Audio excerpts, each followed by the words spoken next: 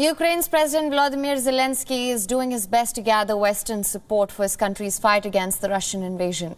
He held talks, posted a dozen videos, now is addressing rallies across the globe, calling for support for his country's battle. Thousands of people attended a protest in Tbilisi against Moscow's aggression and also to listen to Ukraine's wartime president.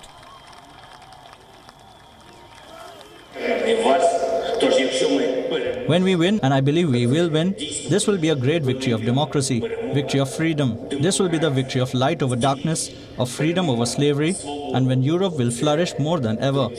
Glory to Ukraine. Now, Zelensky has given his speeches and scores of rallies in the last few hours. He asked the big crowds not to be silent about what is going on in his country. Speaking via video link transmitted to Bratislava, Frankfurt, Prague, Lyon, Vienna and other cities, Zelensky said that the future of Europe depends on the outcome of the war with Russia.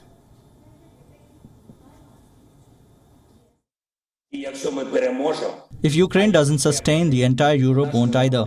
If Ukraine falls, the entire Europe will fall. Now, for the last 10 days, massive protests have been held across the world against the Russian aggression. Around 40,000 gathered in Prague alone, holding up the Ukrainian flag and anti-Putin signs.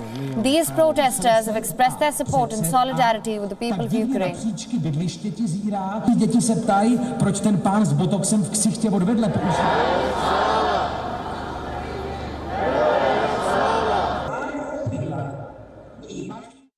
Nám na tom záleží, na svobodě, protože si myslíme, že je to to nejdůležitější, co je a stojí za to bojovat a je asi i... Je neuvěřitelný, co se tam děje nevinným lidem, těm dětem, kteří tam ztrácí rodiče, příbuzní.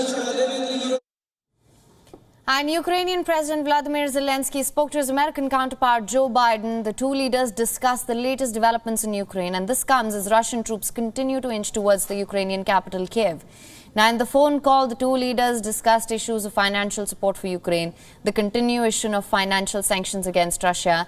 Zelensky urged the West to ramp up military assistance to the war-torn country, including adequate supply of warplanes and other artillery. Biden, meanwhile, has urged the Congress to provide a $10 million aid to Ukraine to help Zelensky government fight the conflict. The United States State Department, meanwhile, issued a message on behalf of President Biden for the people of Russia.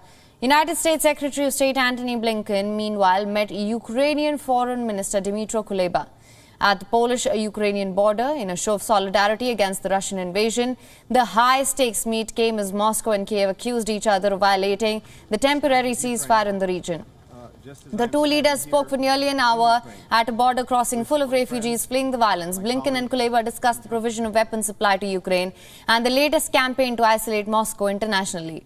Blinken assured Kuleba of United States support and said that the entire world is now with Ukraine in this fight against Russia's aggression.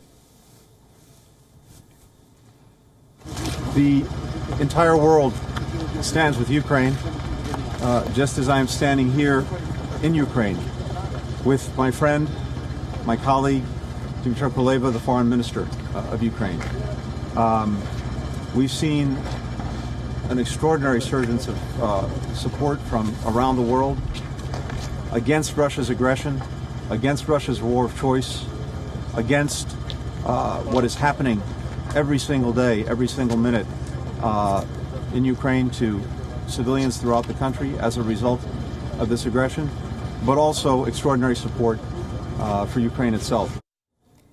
Diplomatic efforts continued on Saturday. Blinken held further talks with Polish Prime Minister and Foreign Minister to discuss the Ukraine crisis. Now, this came a day after attending a NATO meeting in Brussels. The alliance has pledged to step up support for NATO members that border Ukraine and Russia. Now, Blinken also visited a refugee center in Poland, where hundreds of refugees are currently camping in after fleeing the violence in Ukraine. According to latest reports, nearly 800,000 people have crossed into Poland from Ukraine due to the war. Authorities have established nearly 30 reception points on the border to assist the incoming refugees. Poland has so far received the highest number, followed by Hungary.